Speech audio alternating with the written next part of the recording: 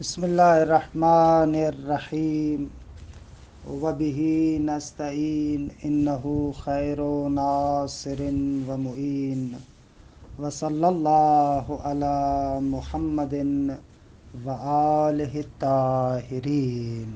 اللهم صل على محمد وآل محمد۔ خب الحمدللہ خداوند منان کے لطف و کرم سے ہماری گفتگو تجرید الاعتقاد کی شرح جو یہ کشف المراد ہے اس کے مقصد سوم اور فصل سوم اور مسئلہ خامسہ میں ہے، پانچواں مسئلہ کہ عرض ہوا کہ پروردگار عالم اطاعات جو طاعتیں ہیں ان کا ارادہ رکھتا ہے اور جو معاصی ہیں ان سے کراہت رکھتا ہے۔ اچھا، اس مسئلے کو یوں بیان کیا، خلاصہ بحث یہ ہوئی کہ جو مسلمان متکلمین ہیں ان تمام متکلمین کا اس بات پر تو اتفاق ہے کہ خداوند منان ایک موجود مختار ہے، اس کے جتنے بھی افعال ہیں اس کے اپنے اختیار سے ہیں، موجب نہیں ہے، مجبور نہیں ہے۔ اچھا، جب خداوند متعال نے بندوں کو پیدا کیا، خوب یہ جو بندے مختلف افعال انجام دیتے ہیں، افعال اختیاری انجام دیتے ہیں، اب جب یہ بندگان مختلف افعال اختیاری کو انجام دیتے ہیں تو افعال دو طرح کے ہیں ان بندوں کے، بعض افعال طاعات میں شمار ہوتے ہیں، اطاعت خدا میں شمار ہوتے ہیں، اور بعض افعال معصیت میں شمار ہوتے ہیں، گناہ میں شمار ہوتے ہیں۔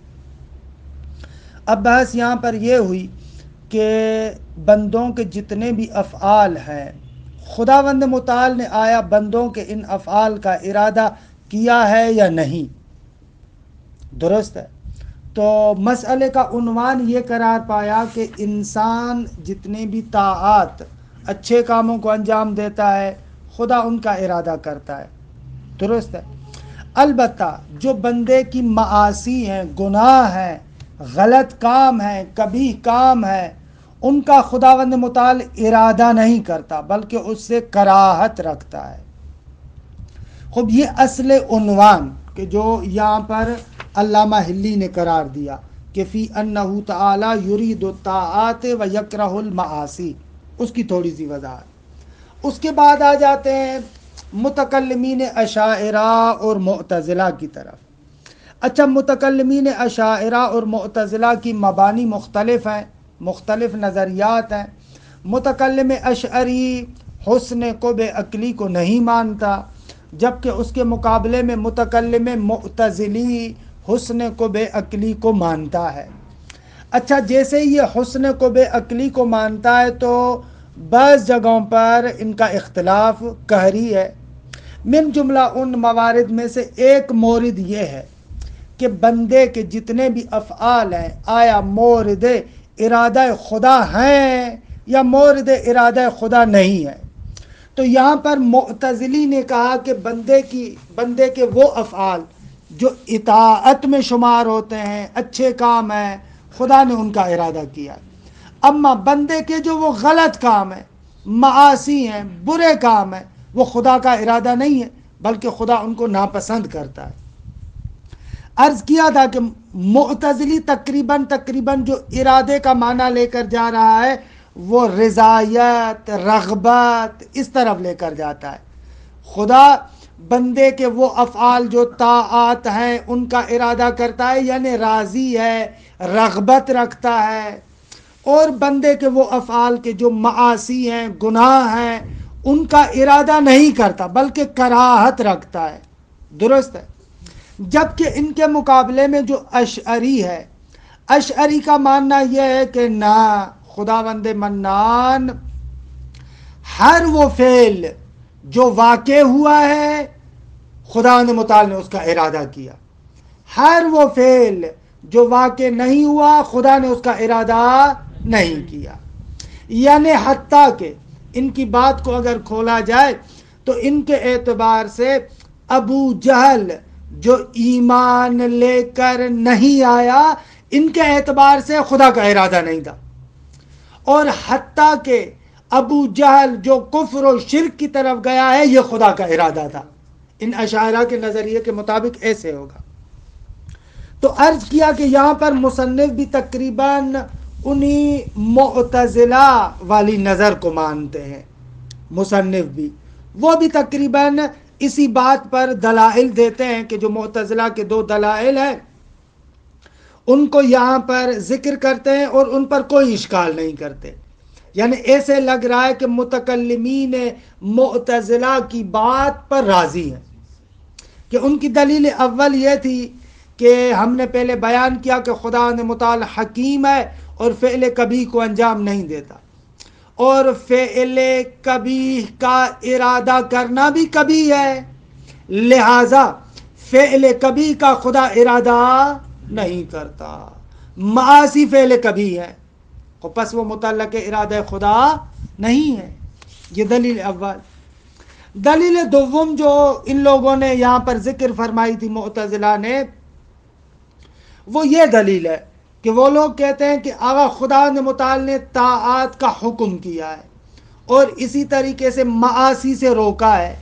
خوب اگر معصیت بھی مورد ارادہ خدا ہو تو پھر اسے روکنا معنی ندارت۔ خود خدا کا روکنا اس بات کی بہترین دلیل ہے کہ معاصی اور معصیتوں کا خدا نے ارادہ نہیں کیا۔ یہ گزشتہ مباحث کا تقریباً خلاصہ تھا۔ اچھا، اشاعرہ کی بحث کو پڑھا تھا ہم نے نہیں، یا فقط معتزلہ تک پہنچے تھے؟ اشاعرہ کی بات کو نہیں پڑھا تھا میرے خیال میں۔ ہاں بھلے بھلے بھلے، اشاعرہ کے مباحث کو پڑھتے ہیں، اس کے بعد ایک جم بندی ذکر کرتے ہیں۔ اشاعرہ اپنے مدعا پر چند دلائل ذکر کرتے ہیں کہ مصنف نے ان کا جواب دیا ہے۔ دلیل اول اشاعرہ کی یہ ہے، کہتے ہیں کہ آغا جان خداوند متعال ہر موجود کا فاعل ہے، جتنے بھی موجودات ہیں ان تمام موجودات کا فاعل خدا ہے۔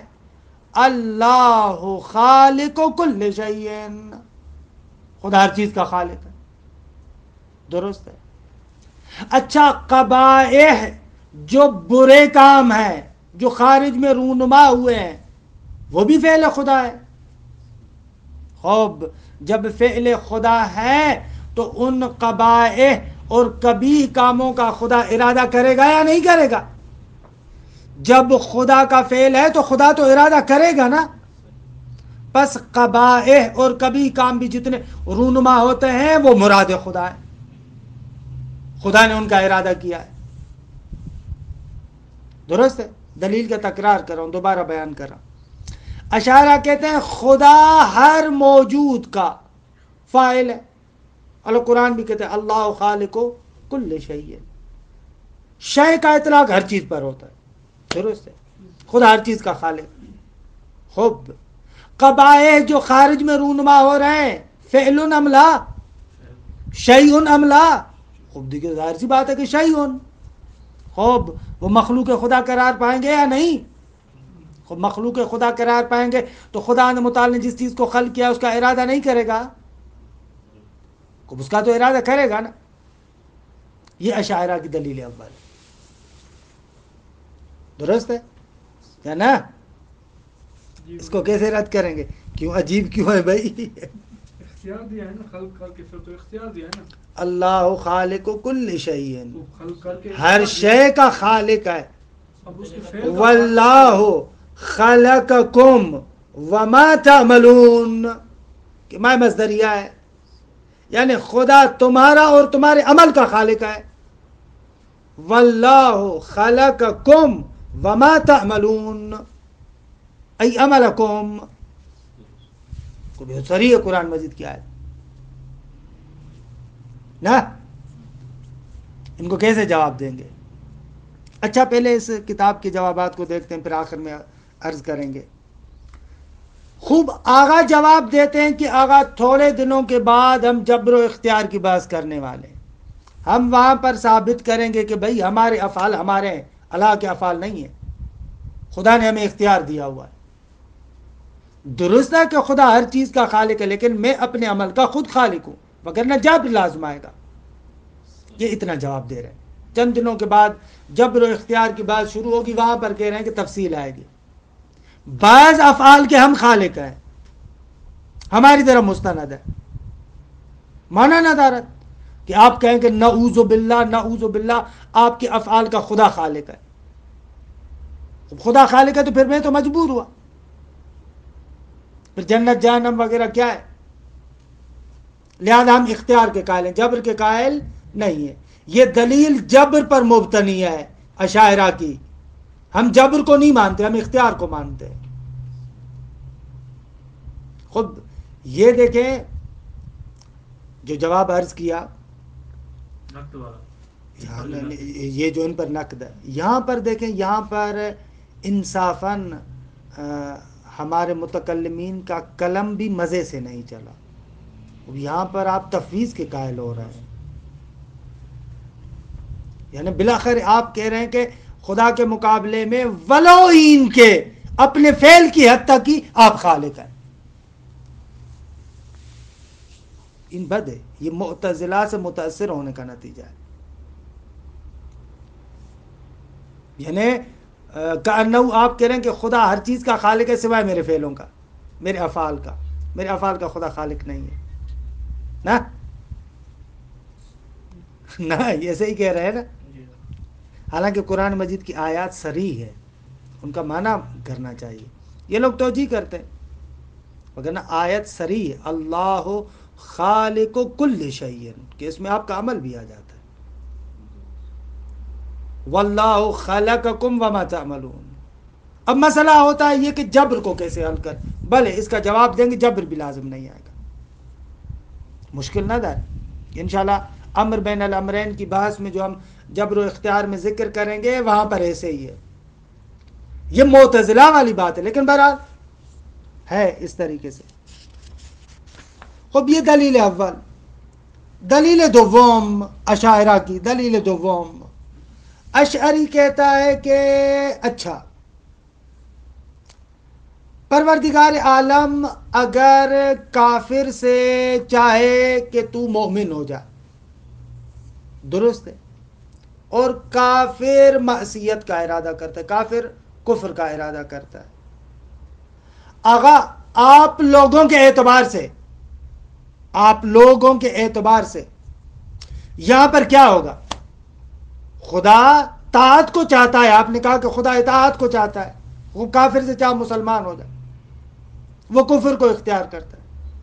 اگر کافر کا کفر بھی خدا کے ارادے کے ساتھ نہ ہو، اس کا معنی یہ ہے کہ کافر کا ارادہ خدا کے ارادے پر غالب ہو گیا.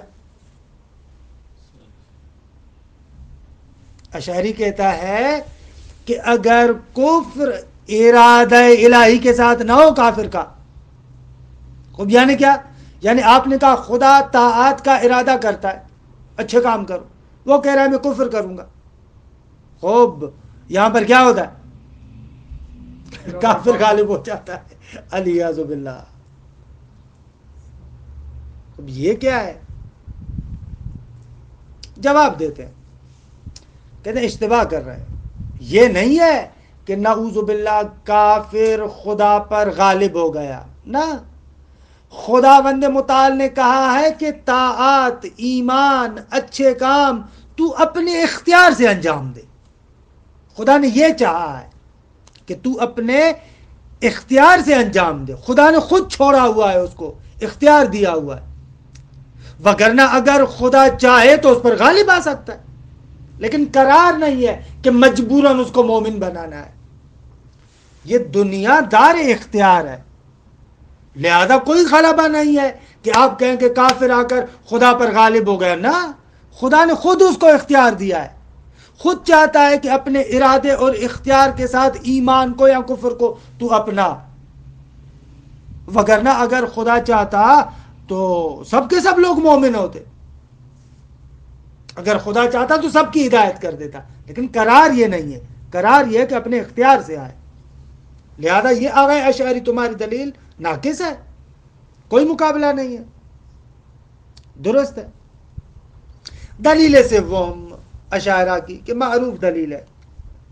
خوب آغا خداوند متعال ازل سے جانتا تھا یا نہیں جانتا تھا کہ فلاں مومن بنے گا فلاں کافر بنے گا؟ خدا تو ازل سے جانتا ہے. خدا کو ازل سے پتا ہے کہ ابو جہل مومن نہیں ہوگا، کافر ہی ہوگا، مومن نہیں ہوگا.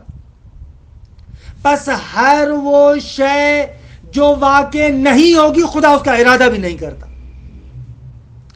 اور خدا ازل سے جانتا تھا کہ ابو جہل کافر بھی بنے گا، مشرک بھی بنے گا، کفر بھی کرے گا، شرک بھی کرے گا. خوب یہ ہوگا، خدا کے علم میں تھا. خوب جو چیز خدا کے علم میں تھی وہ مراد خدا بھی ہے. یہ مشہور و معروف ایراد، وہ جو مشہور ربائی بھی ہے اس کی طرف، کہ عمر خیام کی طرف جو منسوب ربائی ہے، کہ شراب پیتا تھا. کسی نے کہا کہ بھئی شراب کیوں پیتے ہو؟ تو اس نے کہا کہ پروردگار عالم ازل سے جانتا تھا کہ میں شراب پیوں گا. خوب اگر میں شراب نہ پیوں تو علم خدا جہل بود، خدا کا علم جہل بن جائے گا. خدا جانتا ہے کہ میں پیوں گا. کہ جبر و اختیار میں انشاءاللہ اس کو عرض کریں گے. خوب یہ دلیل جواب دیتے ہیں. جواب کہتے ہیں کہ بھائی علم کبھی بھی مجبور نہیں کرتا. کس نے کہا کہ علم درست ہے، خدا ازل سے جانتا ہے اس طریقے سے، لیکن علم مجبور تو نہیں کرتا. اگر استاد جانتا ہے کہ میری کلاس کے جو شاگرد ہیں فلاں پاس ہوگا فلاں فیل ہوگا، اما اب اگر وہ پاس ہونے والا پاس ہو گیا، فیل ہونے والا فیل ہو گیا، تو کل فیل ہونے والا بندہ جا کر استاد کا گلا پکڑے گا کہ کیونکہ تو جانتا تھا کہ میں فیل ہوں گا لہذا میں فیل ہوا ہوں. نہ، علم تو مؤثر نہیں ہے. دوسرے لفظوں میں جو یہاں پر تعبیر استعمال کرتے ہیں، ایک مشہور تعبیر ہے متکلمین کی، کہ اس کے بارے میں جب عبارت میں تطبیق میں آؤں گا تو عرض کروں گا. یہ لوگ کہتے ہیں کہ علم تابع معلوم ہے، نہ کہ معلوم تابع علم ہے. ہاں، یہ تعبیر استعمال کرتے ہیں کہ علم تابع معلوم ہے، یعنی جیسے ہے اس طریقے سے جانتا ہے، نہ کہ اس کے جاننے کی وجہ سے ایسے بنا ہے. دقت کریں تعبیر. علم کیا ہوتا ہے؟ یعنی جیسے ہے اسی طریقے سے جانتا ہے. جیسے ہے، پس آپ سبقت کس کو دے رہے ہیں؟ اس معلوم کو دے رہے ہیں نا. یہ معلوم ایسا ہے لہذا یوں علم ہے. اما اس وجہ سے نہیں ہے کیونکہ یہ علم ایسا ہے لہذا معلوم ایسا بنے. اسے تعبیر کرتے ہیں علم تابع معلوم ہے. یعنی آپ سبقت اگر دیکھیں، دقت کیجیے گا، یہ تھوڑا سا دقیق بھی ہے. سبقت کس کو ہوتی ہے؟ معلوم کو ہوتی ہے.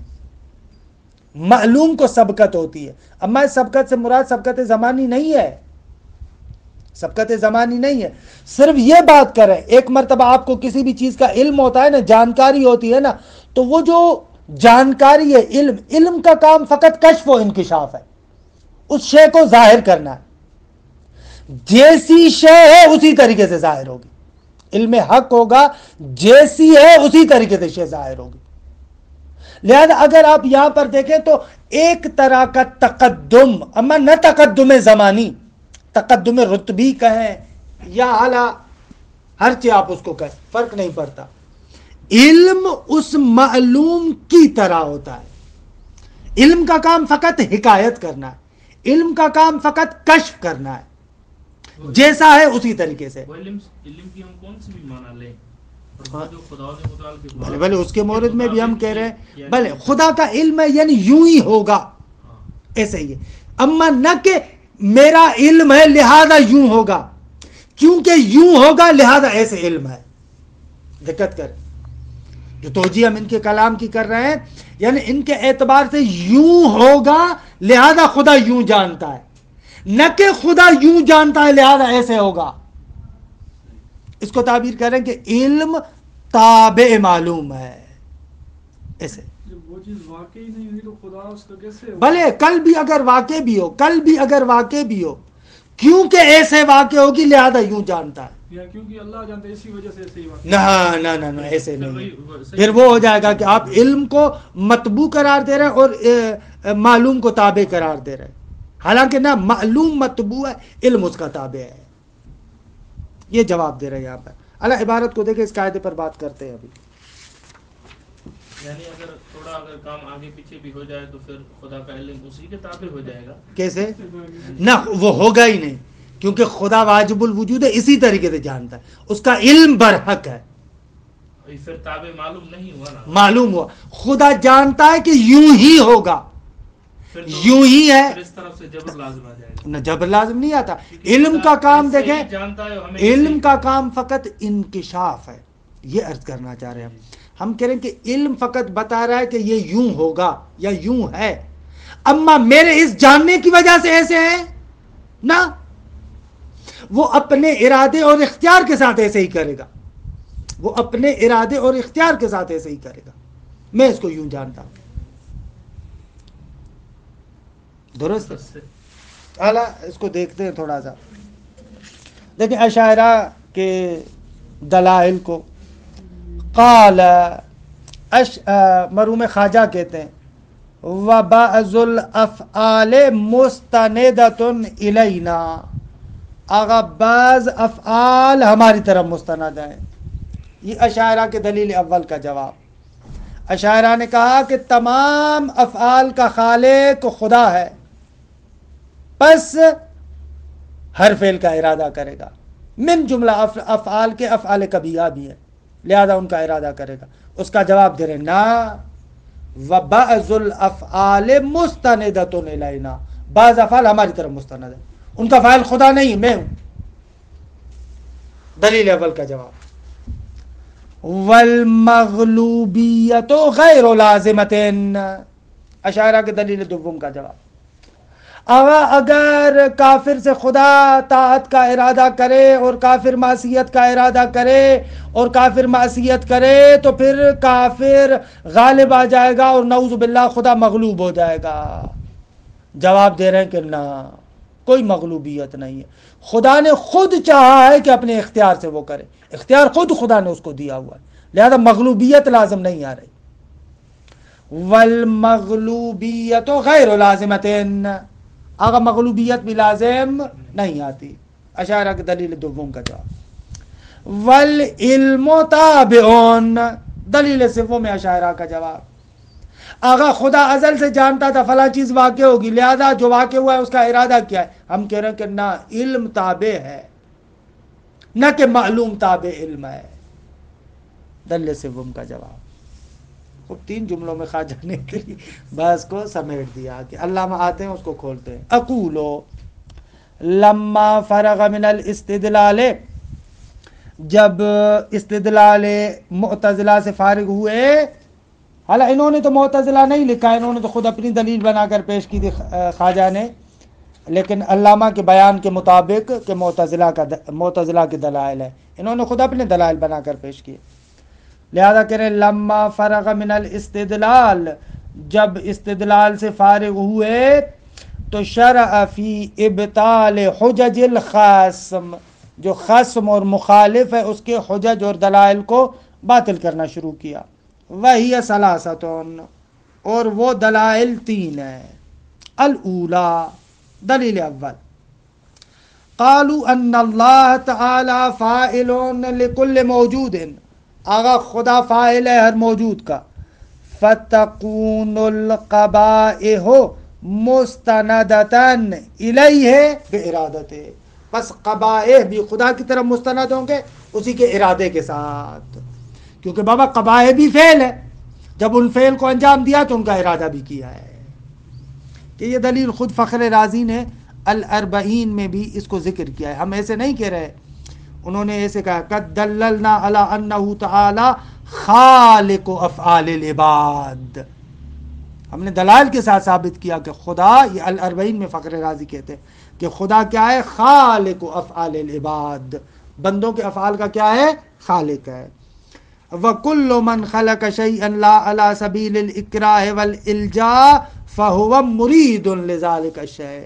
اور ہر وہ فاعل جو کسی شے کو خلق کرے اس میں مکرہ اور مجبور نہ ہو تو قطعاً اس شے کا ارادہ کرے گا. فوجب القطع بأنه تعالی مرید لجمیع افعال العباد. پس ماننا پڑے گا، یقین حاصل ہوگا کہ خدا متعال افعال بندگان میں تمام افعال کا ارادہ کرنے والا ہے. یہ فخر رازی نے بھی لکھا ہے کہ یہی دلیل ہے جس کو یہاں پر ذکر کیا. والجواب ما یأتی من بعض الافعال مستنادتا الینا. آغا انشاءاللہ جبر و اختیار کے بعد میں ذکر کریں گے کہ بعض افعال ہماری طرف منسوب ہیں، ہماری طرف مستند ہیں، ان کے ہم خالق ہیں. دیکھیں نا یہاں پر اگر دقت کریں تو کأنہ تفویض ہے، کأنہ نہیں بلکہ سیدھی سیدھی تفویض ہے کہ بلاخر افعال کا خالق میں ہوں، بقایا چیزوں کا خالق خدا ہے. نعوذ باللہ، خدا کے شریک بن گیا.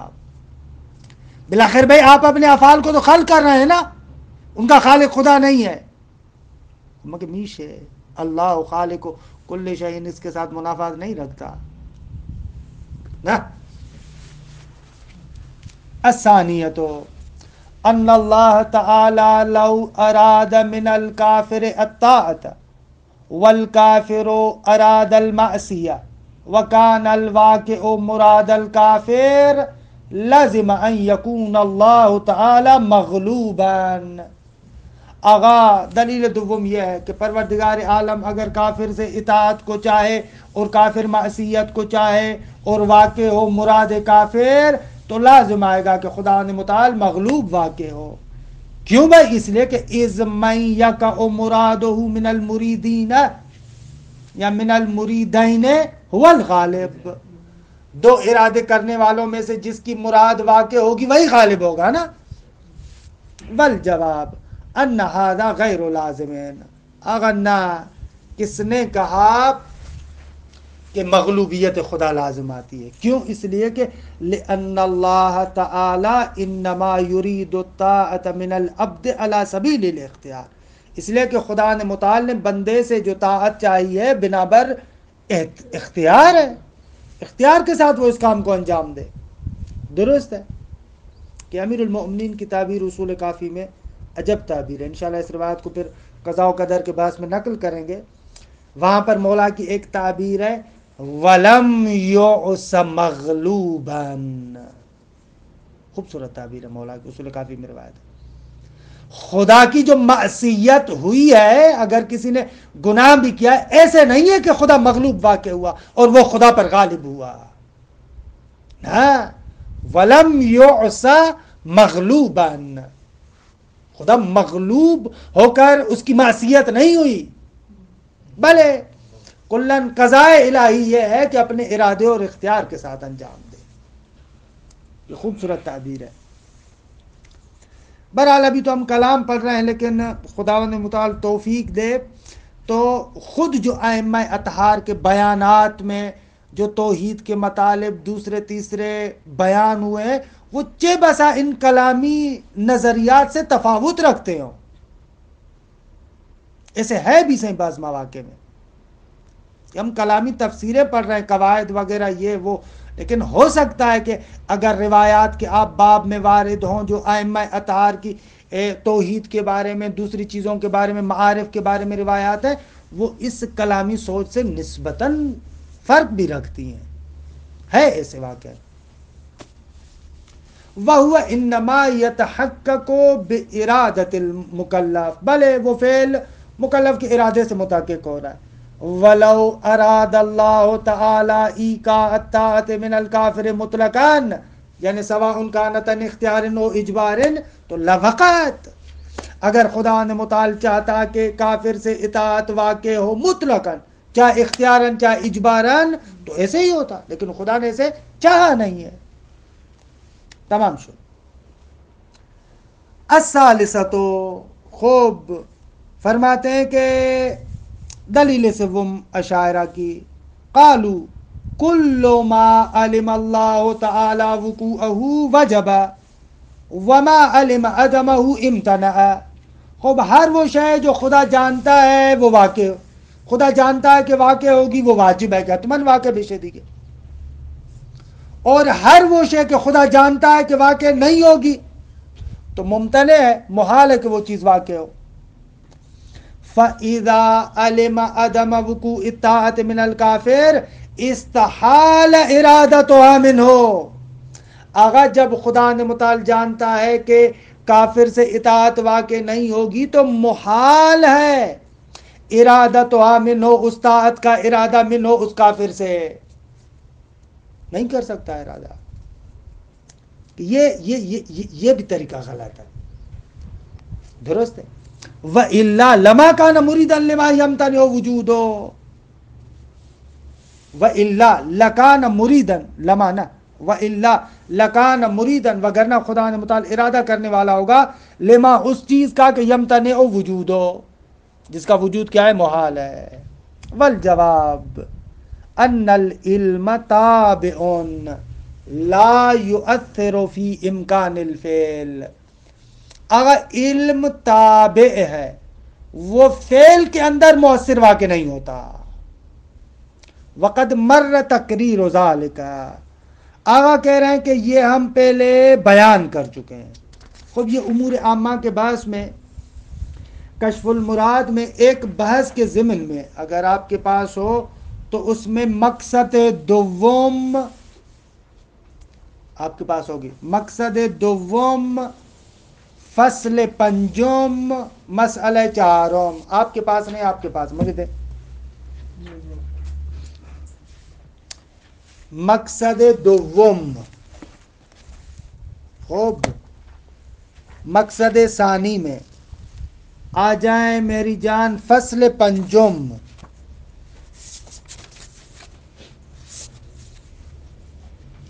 درست. فصل پنجم میں مسئلہ نمبر 14 نمبر مسئلہ.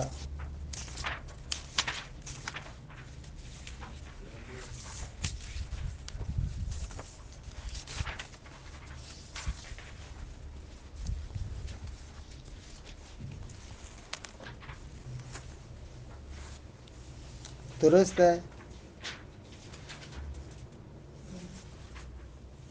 یہ ہے 14 نمبر مسئلہ میں میرے پاس ہے صفحہ، آپ لوگوں کا صفحہ بنے گا 335. 335. وَهُوَ تَابِعٌ بِمَعْنَى أَصَالَةِ مُوَازِيَ فِي التَّتَابُعِ. یہ لیکن عبارت کو دیکھیں، اس میں دیکھیں، اس میں عبارت یوں ہے، اس عبارت کو پڑھ رہا ہوں علامہ کی. اعلم ان التابع یطلق علی ما یکون متأخرا عن المتبوع. اگا تابع کا اطلاق ہوتا ہے اس شے پر جو متبوع کے بعد ہو. ایک اطلاق یہ. وعلی ما یکون مستفادا منہ. دوسرا اطلاق ہوتا ہے تابع یعنی جو متبوع سے استفادہ ہو. ایک متبوع ہے اور دوسری چیز اس کے تابع ہے. آگ متبوع ہے، حرارت اس کے تابع ہے کہ اس حرارت کو آپ اس آگ سے لیتے ہیں. دوسرا معنی تابع کا یہ. بس ایک مرتبہ تابع یعنی جو متبوع کے بعد ہے. دوسرا معنی تابع کا یہ کہ جو تابع متبوع سے لیا جائے. دو معنی کہہ رہے ہیں وَهُمَا غَيْرُ مُرَادَيْنِ فِي قَوْلِنَا الْعِلْمُ تَابِعٌ لِلْمَعْلُومِ. ہم جو کہہ رہے ہیں کہ علم تابع معلوم ہے، یہ دو معنی مراد نہیں ہے. یہاں پر ہماری مراد یہ دونوں معنی نہیں ہے. تو پھر کیا ہے آگا؟ فَإِنَّ الْعِلْمَ، کیوں بھائی کیوں مراد یہ نہیں ہے؟ اس لیے کہ فَإِنَّ الْعِلْمَ قَدْ يَتَقَدَّمُ الْمَعْلُومَ زَمَانًا. اور کبھی کبھار آگا علم کیا ہوتا ہے؟ معلوم پر زماناً متقدم ہوتا ہے، جیسے خدا کے مورد میں سے. وَقَدْ يُفِيدُ وُجُودَهُ، کبھی کبھار علم مفید معلوم ہوتا ہے.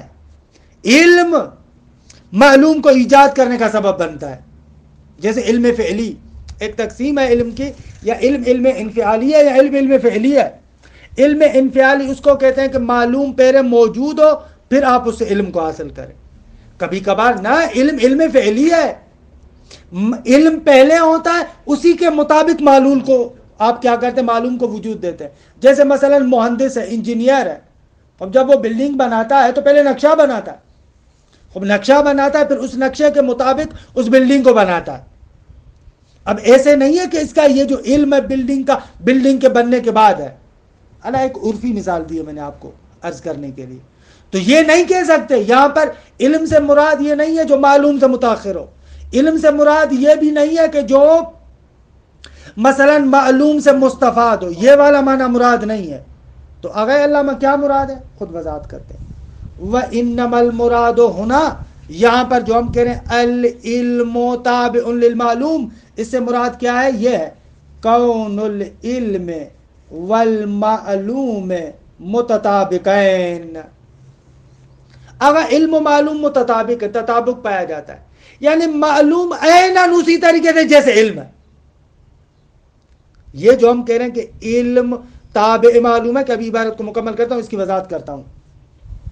بحیث اذا تصورہم العقل حکم باصالۃ المعلوم فی ہیئۃ التطابق وان العلم تابع لہ وحکایۃ عنہ وان ما علیہ العلم فرع علی ما علیہ المعلوم. آگا کہنا چاہ رہے ہیں کہ یہ جو ہم یہاں پر کہہ رہے ہیں نا، علم تابع معلوم ہے، یعنی ان دونوں میں تطابق پایا جاتا ہے. تطابق پایا جاتا ہے یعنی کیا؟ یعنی عیناً علم وہی ہے جیسے معلوم ہے. خداوند متعال ازل سے جانتا ہے کہ اسی طریقے سے ہوگا، یا جتنے بھی معلومات ہیں یہ سارے کے سارے عیناً اسی طریقے سے جیسے علم خدا میں ہے. دونوں میں تطابق پایا جاتا ہے. اچھا، یعنی تطابق اس طریقے سے ہے کہ ہماری عقل، جب ہم لوگ آتے ہیں اس تطابق کو دیکھتے ہیں تو ہماری عقل وہاں پر حیثیت اصلی کس کو دیتی ہے؟ معلوم کو دیتی ہے. جب آپ کہیں کہ یہ میرا علم عیناً اسی معلوم کے مطابق ہے، جب یہ ہم کہتے ہیں کہ یہ میرا علم عیناً اسی طریقے سے جیسے خارج میں ہے، یہاں پر آپ کی عقل جو اصالت دیتی ہے کس کو دیتی ہے؟ معلوم کو دیتی ہے. میرا علم عیناً اسی طریقے سے جیسے یہ ہے. دقت کیجیے گا کہ نہیں، یہاں پر جو ہم کہنا چاہ رہے ہیں نا کہ علم تابع معلوم ہے، یہ نہیں کہنا چاہ رہے، اس طرف ناظر نہیں ہے کہ علم متاخر ہے اس سے. یہ جو آپ کی عقل اس معلوم کو حیثیت مقدم دے رہی ہے، اس حیثیت کے اعتبار سے ہم کہہ رہے ہیں علم تابع معلوم ہے. یعنی عیناً تطابق کو منعکس کرنے کے لیے ہم یہ تعبیر استعمال کر رہے ہیں. یعنی دوسرے لفظوں میں علم کی شأنیت حکایت گری ہے، اور عیناً اسی طریقے سے حکایت کر رہا ہے جس طریقے سے وہ چیز ہے. یہ عرض کرنا چاہ رہے ہیں.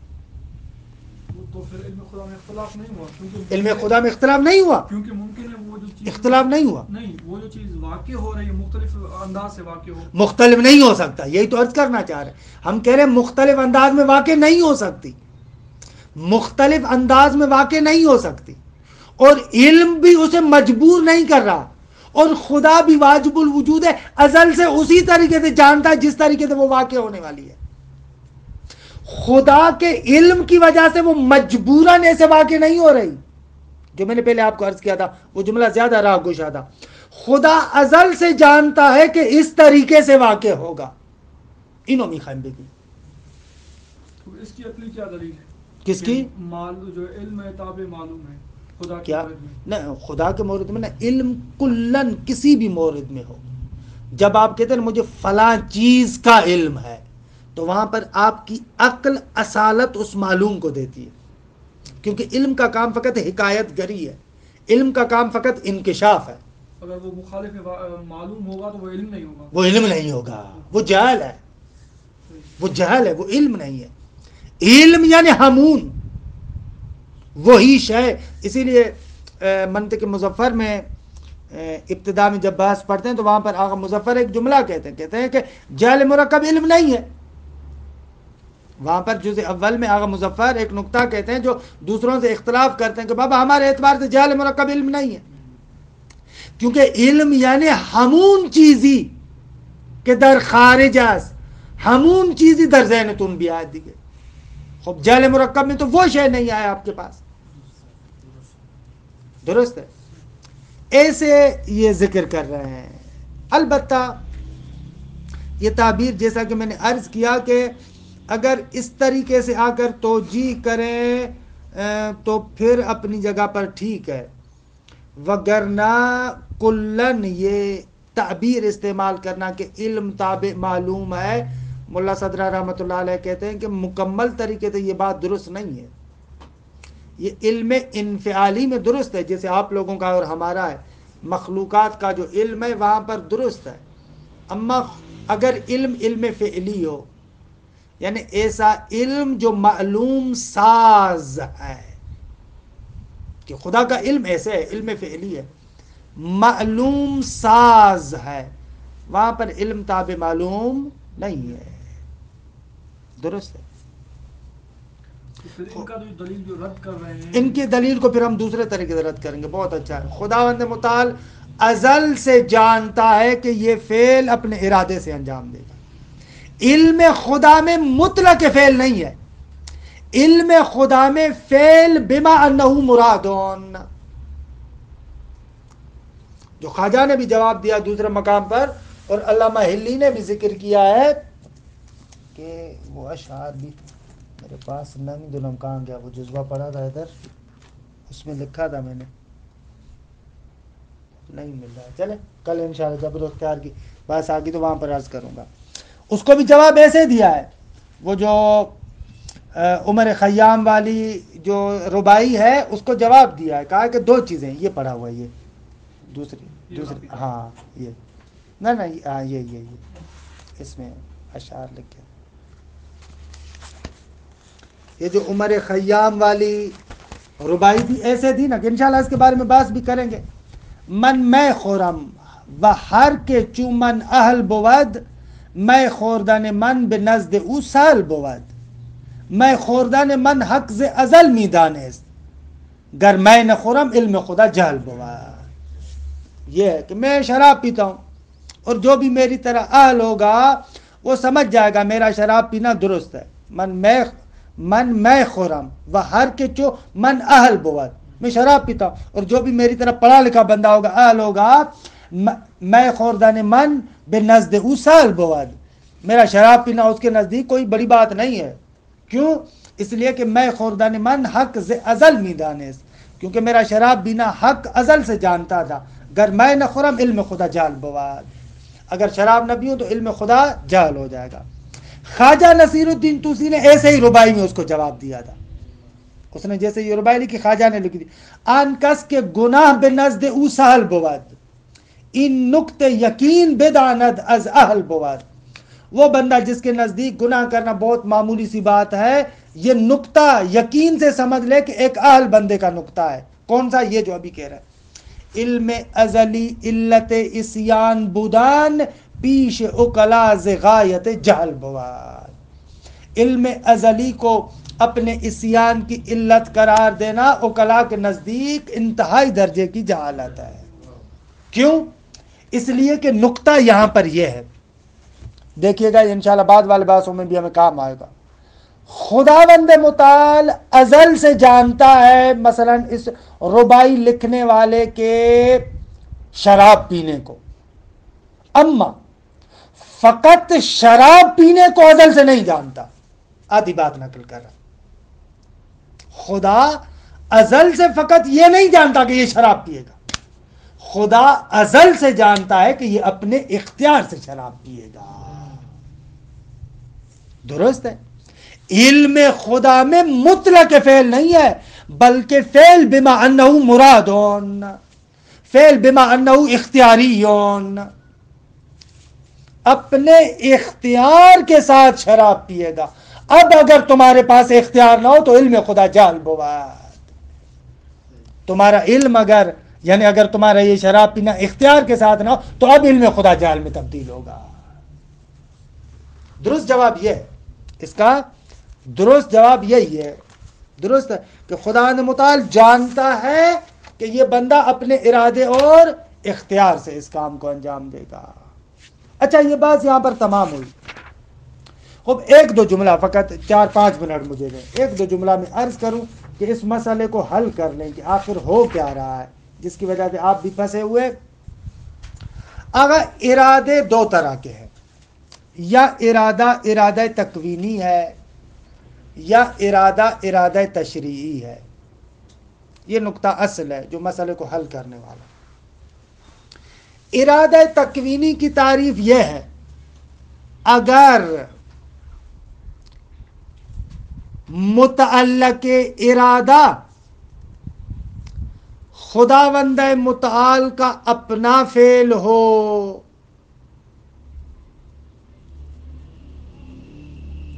تو یہ ارادہ تکوینی ہوگا. اگر متعلق ارادہ خدا کا خود اپنا فعل ہو تو کیا ہو جائے گا؟ ارادہ تکوینی. وضاحت کرتا ہوں. اور اگر متعلق ارادہ الہی بندے کا فعل ہو تو یہ ہو جائے گا ارادہ تشریعی. درست نقطہ. ارادہ تکوینی الہی تخلف بردار نہیں ہے. ارادہ تکوینی الہی تخلف بردار نہیں ہے، لیکن ارادہ تشریعی الہی ممکن ہے کہ تخلف کرے. اب اس کی وضاحت عرض کرو. خداوند متعال جب بھی خود کوئی فعل انجام دینا چاہتا ہے نا، مثلا اس نے یہ کائنات بنانا چاہیے، درست، اس کائنات کو بنانے کا ارادہ کیا خدا نے اس کائنات کو بنانے کا ارادہ کیا. خب یہ جو خداوند متعال ارادہ کر رہا ہے کائنات کے بنانے کا، یہ خدا کا ارادہ تکوینی ہے، اور یہ کبھی بھی تخلف نہیں کر سکتا، بلکہ خدا کا ارادہ کرنا ہمان اور اس شے کا پیدا ہونا ہمان. انما امرہ اذا اراد شیئا ان یقول له کن فیکون. یہ ارادہ تکوینی ہے. بس خدا جب بھی کسی شے کا خود ارادہ کرتا ہے وہ شے اسی طریقے سے واقع ہوگی، اس میں تخلف نہیں ہوگا. نہیں ہو سکتا کہ خدا ارادہ کرے اور وہ شے واقع نہ ہو. ان شد ارادہ تکوینی. ارادہ تشریعی ہے، کبھی کبھار خدا ارادہ کرتا ہے بندے سے کہ تو اس فعل کو انجام دے. خدا بندے کو کہتا ہے نماز پڑھ. خب یہ جو خدا بندے کا فعل چاہتا ہے کہ تو نماز انجام دے، بندے کا فعل چاہتا ہے نا، بندے کے فعل کا ارادہ کیا ہے. خب یہ خدا کا ارادہ تشریعی ہے. خدا چاہتا ہے بندہ اپنے اختیار سے نماز پڑھے، روزہ رکھے، جھوٹ نہ بولے، تہمت نہ لگائے. یہ جتنے بھی افعال ہیں اس کو کہتے ہیں ارادہ تشریعی.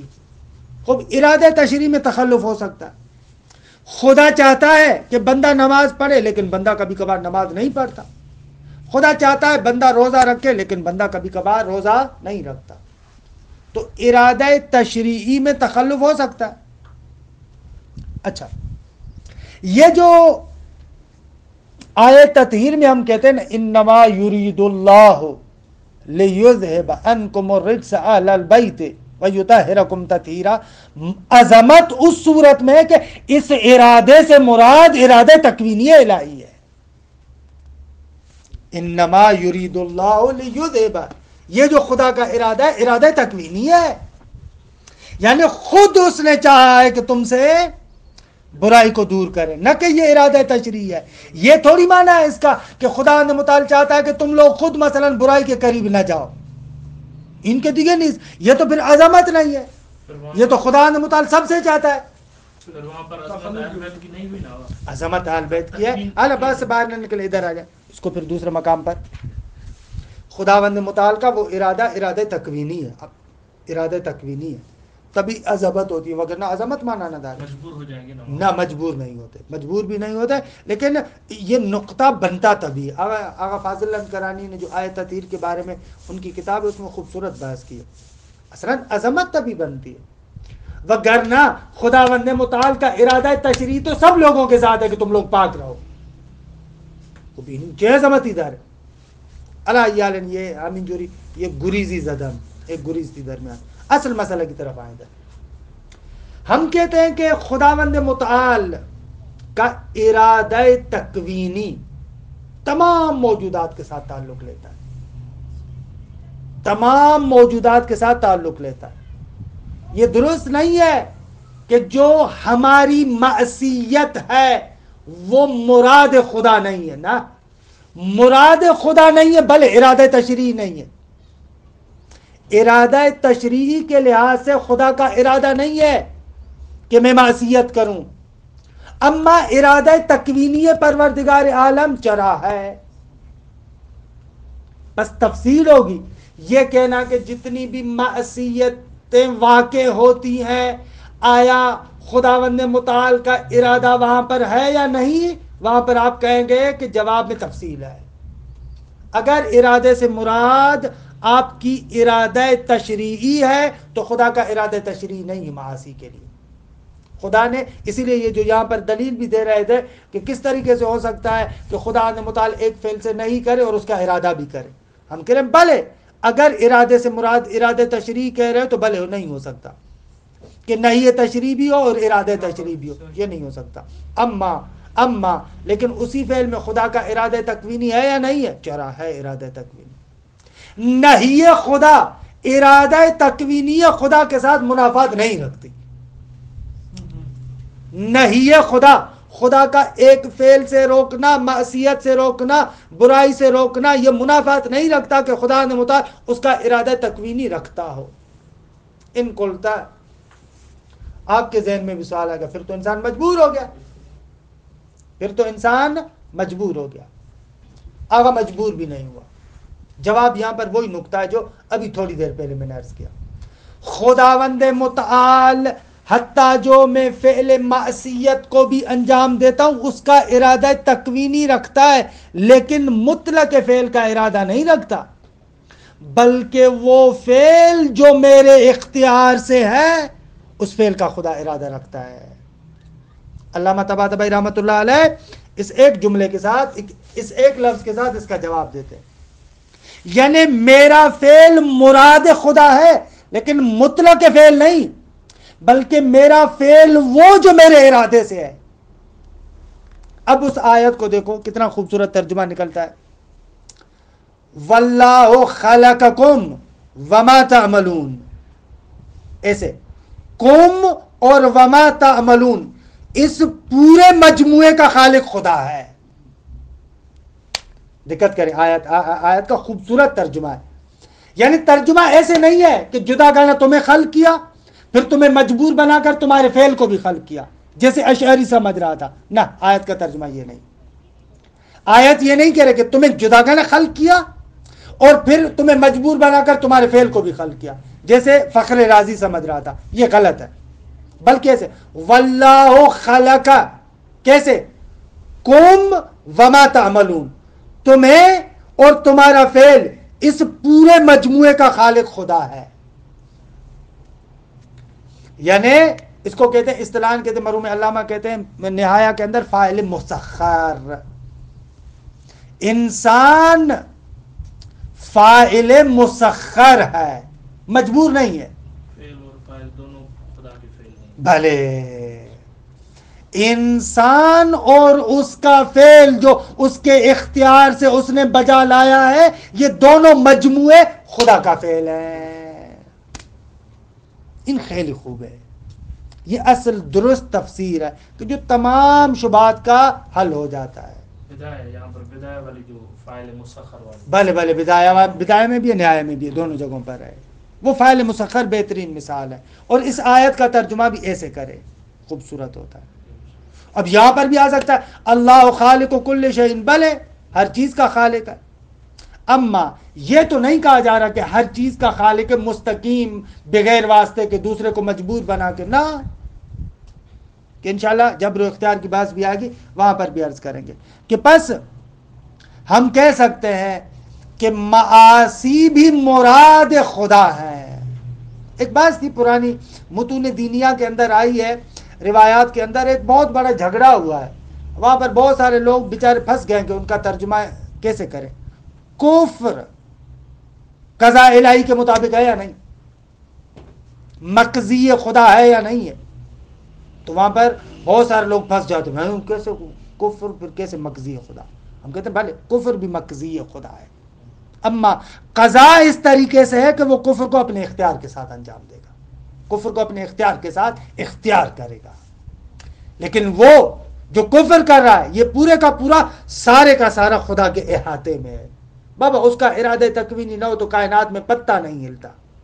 اما اس کا نتیجہ یہ نکالنا کہ انسان مجبور ہے، یہ غلط ہے. یہ جو کہا گیا کہ بل امر بین الامرین بہت زیادہ سخت ہے، اسی وجہ سے اس کو تصویر کرنا بہت زیادہ مشکل ہے. کیسے درمیانی کیفیت؟ ہمارے ہاں اکثر ابھی آئے گی بس بھی آئے گی، ہمارے ہاں غلط تصویر کرتے ہیں. جبر و اختیار فوراً ایک مثال دیتے ہیں، کہتے ہیں مولا کے پاس ایک بندہ آیا، مولا سے پوچھا کہ میں مجبور ہوں یا مختار؟ تو امام علیہ السلام نے کہا کہ ایک ٹانگ اپنی اٹھاؤ. اس نے اپنی ایک ٹانگ اٹھا لی. مولا نے کہا کہ دوسری ٹانگ اٹھاؤ، تو کہا کہ نہیں اٹھا سکتا. کہا یہ جتنی تم نے ایک ٹانگ اٹھائی ہے اتنے مختار ہو، اور دوسری ٹانگ نہیں اٹھا سکتے اتنے مجبور ہو. حالانکہ اس بندے کا اگر تسلیم کیا جائے کہ یہ روایت معتبر ہے تو یہاں پر یہ کہ امام علیہ السلام نے اس کے ذہن کے مطابق جواب دیا ہے. اما قطعاً اس روایت سے مراد یہ نہیں ہے کہ تم یہ جو ٹانگ اٹھا رہے ہو اس میں بالکل مستقل ہو، اور جو ٹانگ نہیں اٹھا سکتے اس میں مجبور محض ہو. یہ امر بین الامرین نہیں ہوگا، یہ جبر و اختیار کا کچوبر بنا دیا، ملا دیا. جبر و اختیار کو ملا دیا آپ نے، تھوڑا اختیار تھوڑا مجبور. ایسے نہیں ہے. حتیٰ یہ جو تم نے ٹانگ اٹھائی ہے اس ٹانگ کے اٹھانے کے اندر بھی مستقل نہیں ہو. امر بین الامرین یہ ہے، نہ کہ دونوں کے مجموعے کا نام ہے کہ تھوڑا جبر تھوڑا اختیار. نہ نہ نہ نہ ایسے نہیں ہے. انشاءاللہ بحث آئے گی وہ. تو یہ مسئلہ الحمدللہ کسی حد تک اب اس بحث کی حد تک یہاں پر حل ہونا چاہیے. صلی اللہ علی محمد و آل بیتہ الطیبین الطاہرین.